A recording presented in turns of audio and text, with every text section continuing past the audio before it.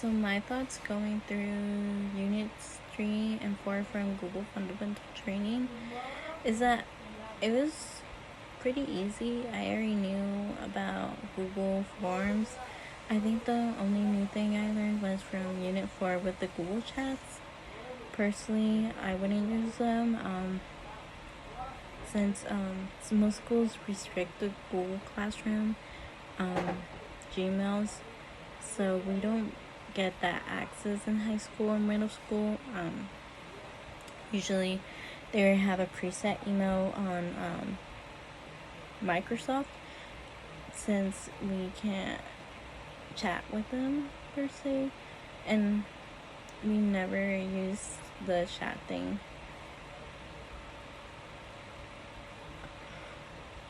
I think the Google Educator certifications is something I would consider completing in the future, just because my school district does use them.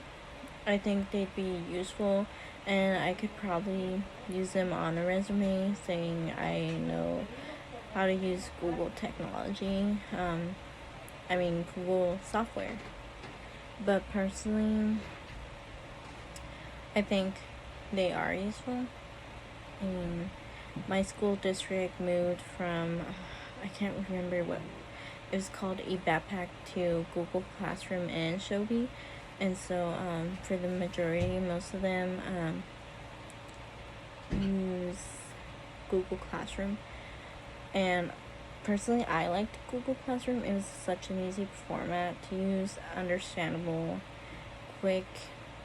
I liked it. Describe your experience working with Google Docs, Sheets, Slides, and or Forms.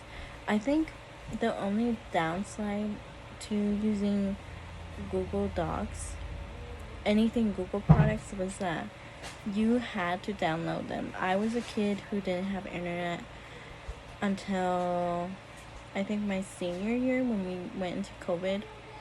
So for me, it was important to make sure that everything was downloaded, everything was automatically on my iPad so I could work at home. If not, I was screwed. Whereas with Microsoft Word, Excel, and PowerPoint, I could work on it at home. It was automatically on my iPad, and I didn't have to worry a lot about making sure that was already downloaded.